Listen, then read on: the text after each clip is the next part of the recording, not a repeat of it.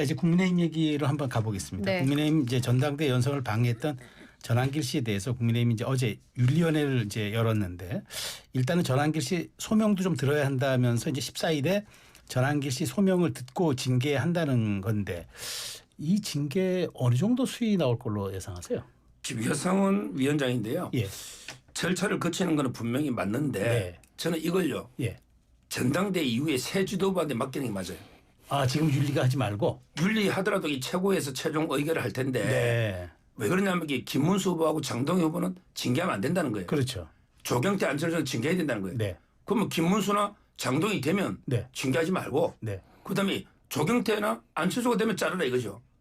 제 말은 이게 어차피 윤리는 최종은 아니고 이게 최고에서 아마 정책적으로 해야죠. 네. 결정을 해야 되거든요. 네. 따라서 저는 지금 송원석 비대위원장 체제에서 해서는 안 된다. 전당대 이후에 새로운 지도부가 이것도 심판이잖아요. 네. 김문수 장동희 됐다는 말은 나는 전환길에 징계 안 하겠다는 거잖아요. 네. 이런 식으로 저는 새 지도부가 되고요. 새 지도부 되면 어떻게 윤리위원장도 바뀔 겁니다. 그렇겠죠. 이게 그렇게 서두를 일이 아니에요. 저는 충분히 그 정당성 있는 지도부에 맡게 된다. 이게 뭐 며칠 내에 서두를 이유가 없다 이렇게 봅니다. 박 의원님 의견 아니 어떠세요? 그 얘기는 이제 안 하겠다는 얘기나 마찬가지죠. 지금 뭐 김문수 후보나 장동희 후보 당선 가능성이 높다 이렇게 서울에서 네. 전망하는 거 아니에요. 네. 거기다 맡기자는 거 하지 네. 말자라는 거고 앞으로 전환길이 더 활개치도록 냅두자라는 얘기인데 그러면 당이 아니죠. 그러니까 저런 행동을 했으면 그에 따라 당연히 책임을 물어야 네. 되고 가뜩이나 전환길 씨가 주장하고 있는 게 윤어게인에다가 부정선거 음모론이에요. 근데 그로 인해서 저희 지금 당이 이 탄핵에 강해서 허우적거리고 있는 마당에 저런 행동을 했는데 그걸 그냥 봐주고 넘어간다 내지는 우물쭈물한다 그러면 그 당의 기강이 저는 없는 거라고 보고요.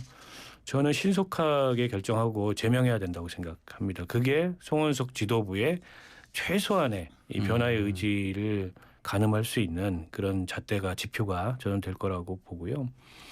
그러니까 지금 전한길 씨도 문제지만은 저는 김문수, 장동혁 그리고 일부 최고위원 이런 분들이 더 문제라고 생각해요. 그러니까 전한길이라는 이제 그런 이 씨앗이 막 이 자라날 수 있는 토양이 지금 형성돼 있는 거예요. 아주 음습한 네. 토양이 결국 이제 전한길로 대표되는 강성 지지층의 그 표심 이런 걸 한번 받아보겠다. 그걸 동원해서 당권 잡고 최고위원 돼보겠다.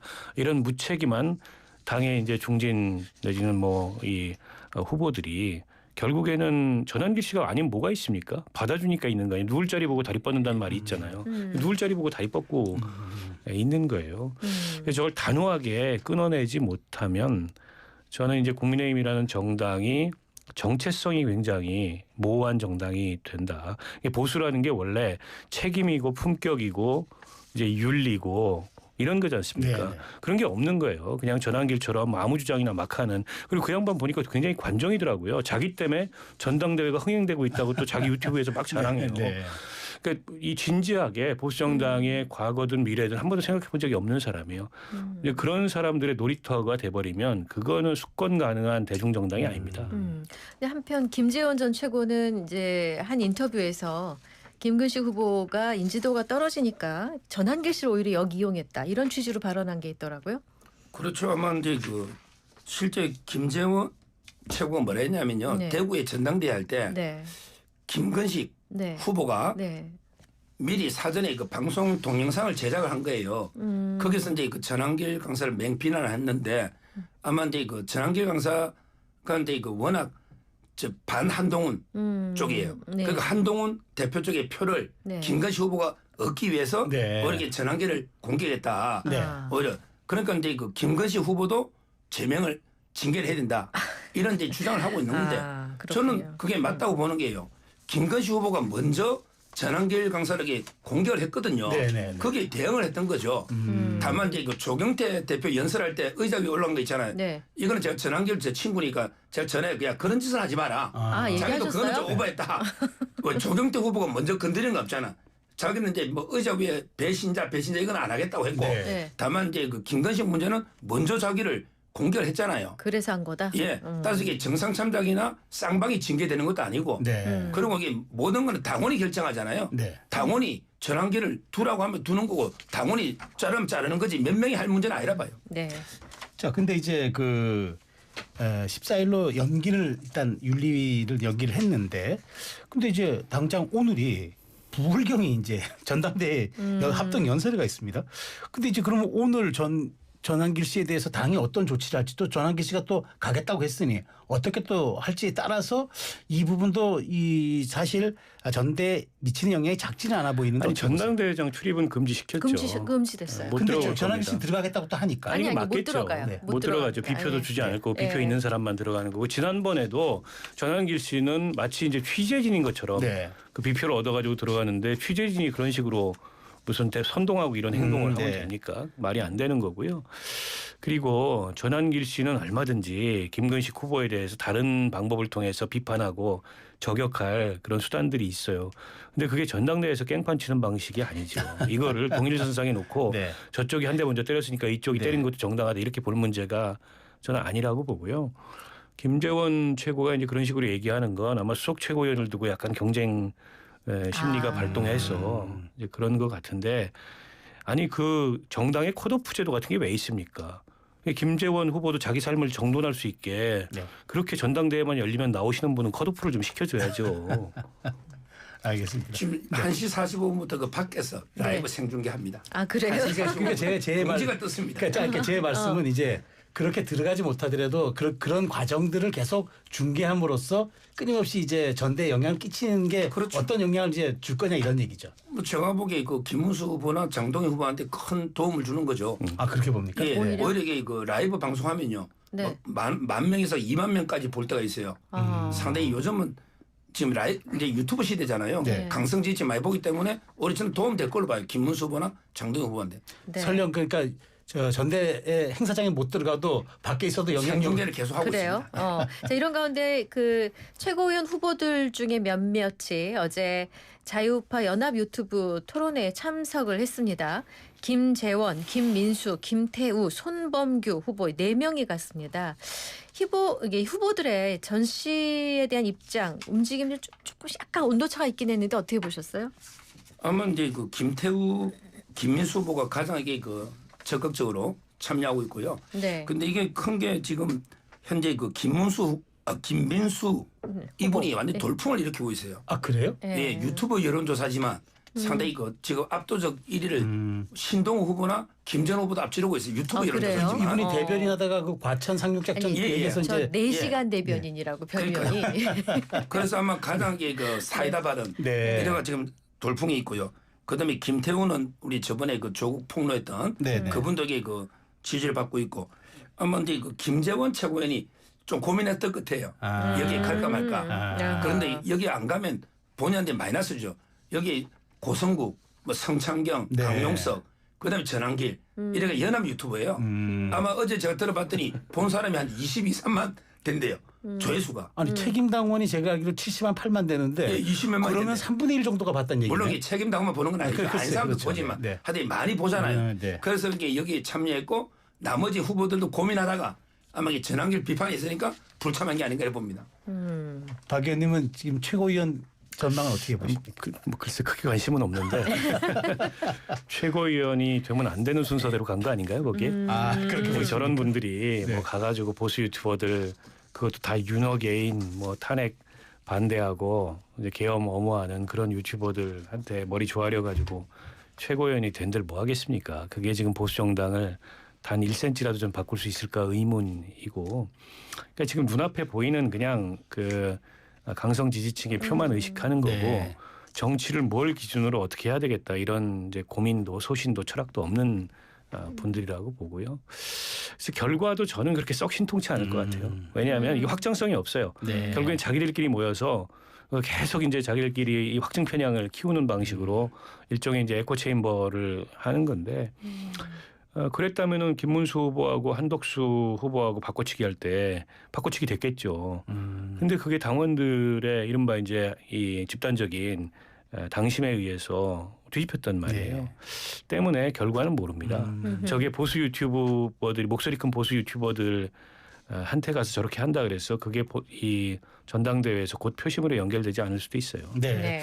저 지금 보니까 이제 이른바 찬탄파 후보들 이제 한동훈 전 대표, 한철수 당 대표, 그다음에 최고위원 후보 김근식 그다음에 양양자 후보 이렇게 뭐 지금 만났다 보도가 나오는데 좀 말하자면 지금 새해 열세를 느껴서 좀 뭔가 달리나 뭐 이런 것을 고민해 본다고 봐야 될까요? 그렇습니다. 아마 이제 그 조경태 의원이 공개적으로 단일화를 요구했어요.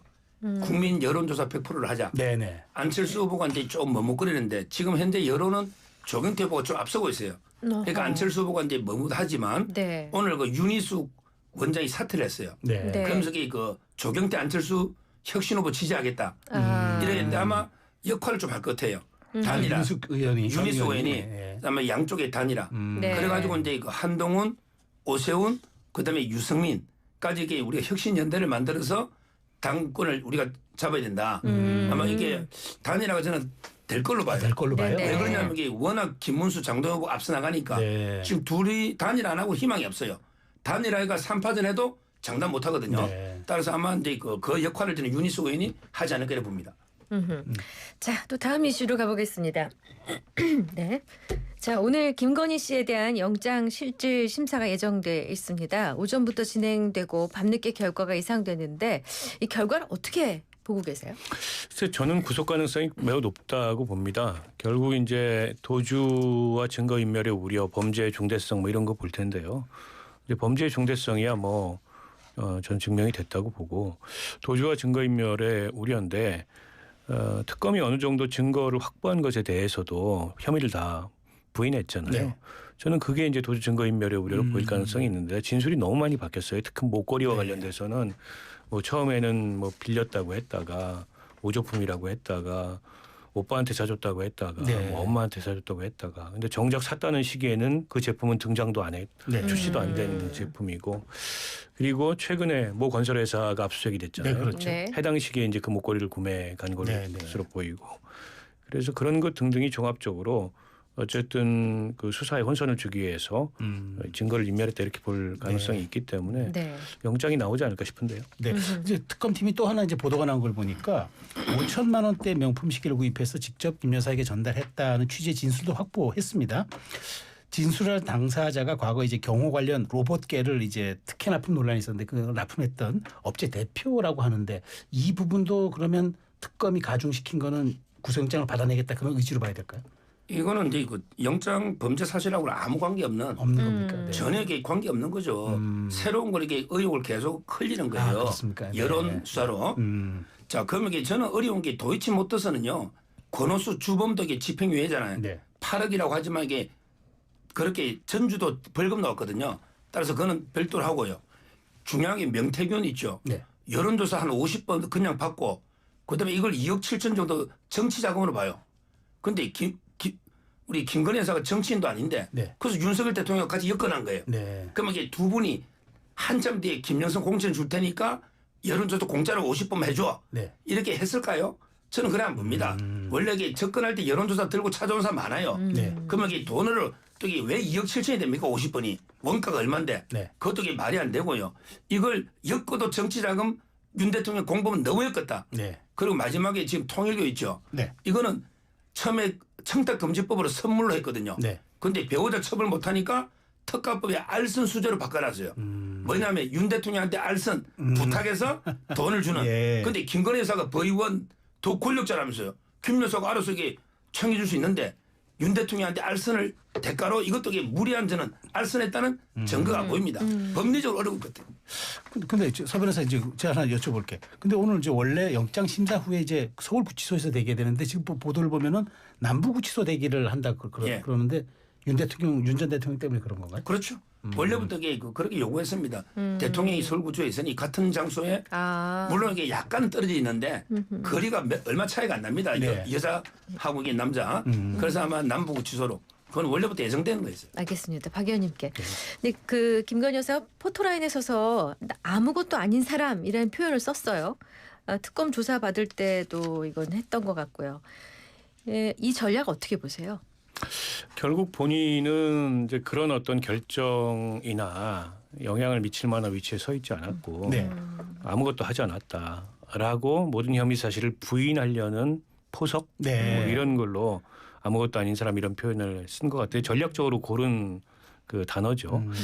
근데 그게 이제 범죄 혐의를 다 부인하는 하게 되면 오히려 그게 이제 이 도주와 증거인멸의 네. 우려가 커질 수 있는 거죠. 그런데다 특검이 압수수색 등을 통해서 혹은 이제 다른 사전에 수사를 통해서 뭐 진술이라든지 증거물이라든지 이런 것들을 확보한 게 있잖아요. 근데 그런 거마저도 녹취가 나오니까 뭐 그 이 삶 잘 받았다. 그 삶은 뭐 안 먹는다 그러더니 그건 그냥 인사말이었다. 앞뒤가 전혀 안 맞잖아요. 네. 때문에 저는 김건희 씨의 그런 전략이 오히려 지금 영장 심사에서 본인의 구속 가능성을 더 높이는 불리하게 작용한 그런 측면이 있다고 보고 네. 앞으로 이제 기소돼서도 마찬가지 전략을 쓸 것 네. 같아요. 나는 뭐 아무것도 모르고 난 아무것도 안 했고 그럴 위치에 있지 않았다. 이게 뭐면요. 다 이제 윤석열 전 대통령한테 떠넘기기 하는 건데 근데 정작 윤석열 전 대통령은 아예 재판에도 수사에도 모든 것을 다 불응하고 있어요. 네. 뭐 김건희 씨를 배려해서 내가 다 떠안고 가겠다. 내 처는 한 게 없다. 네. 이것도 아니고 거기는 아예 불응하는 전략. 그래서 각자 도생에 나선 게 아닌가 부부가 네. 뭐 그렇게 보입니다. 자, 그리고 하면 이제 어제 민주당 의원들이 서울 구치소를 찾았습니다. 윤 전 대통령 체포영장 집행이 끝내 무산된 이유가 뭔지 직접 눈으로 확인하겠다 이런 취지였는데 결국 실패를 했습니다. 그러니까 얘기를 보니까 구치소장 얘기가 국정감사나 국정조사가 아닌 이상 정보공개법상 개인정보 공개는 안 된다 이런 입장이라고 하는데 네. 이거 그럼 구치소장의 얘기가 맞는 건가요? 그렇습니다. 네. 이것도 그 개인 초상권이나 개인 정보니까 네. 당연히 공개를 마음대로 할 수는 없는 거고요. 네. 전 특검은 여러 번 봤는데 네. 어느 당에서 특검을 지원하는 특이 이건 제가 처음 봅니다. 네. 이런 식으로 그 수사에 개입하면 안 되고요. 네. 지금 민주당 의원들이나 특히 법무부 장관 정성호 이분들이 서울구치소에 네. 계속 그 원칙대로 대통령을 특혜를 주지 말고 네. 계속 해라고 지시를 하잖아요. 네. 이건 저는 상당히 심각한 이게 직권남용이다. 이렇게 보고 있고 네. 인권대로 가야죠. 지금 대통령이 당뇨 망막증으로 네. 서울대병원에서 치료를 받다가 3개월째 못 받아서 네. 실명 위기인데 거기 예약했다가 네. 관내 병원이 아니라고 취소가 돼버렸어요. 아 그래요? 그러면 이게 의왕이나 안양에 제대로 이렇게 치료하는 병원이 있습니까? 이런 식으로 저는 대통령에 대해서 이렇게 인권 탄압하는 이건 아니다. 이런 생각이 들어요. 박 의원님 어떻게 보세요? 이 논란은? 아니 그러니까 특별한 대우를 하지 않는다 뿐이지 네. 특별히 더 불리한 처우를 하는 건 아니잖아요. 그러니까 무슨 인권 얘기를 할 건 아니죠. 네. 마치 특별 대우를 받아야 되는 사람인 것처럼 얘기하는 게 저는 우습다고 생각하고요. 그리고 본인이 어쨌든 전직 검찰총장 대통령이면 이제 그런 자리에 있었던 사람답게 좀 당당하게 사법 절차에 임해야 되는데 저렇게 뭐 수감시설에서 안 나오면서 진술을 거부하는 네. 방식으로 이제 국민들한테 불쾌감을 주고 있고 그게 여론도 불리하고 네. 결과적으로 재판에서 는 불리하게 작용할 수밖에 없을 거다. 지금은 본인이 버티기 하고 있지만 네. 저렇게 함으로써 자기한테 우호적인 여론을 모아서 사법적 해결은 어차피 사형 아니면 무기니까 정치적 해결을 하겠다. 근데 생각해 보세요. 그것도 웬간해야죠. 알겠습니다. 부끄러워서 지지자들도 더 이상 부순할 수가 없습니다. 네, 알겠습니다. 자, 여기까지 듣겠습니다. 지금까지 박원석 전 의원, 서정욱 변호사와 함께했습니다. 고맙습니다. 잘 들었습니다. 네.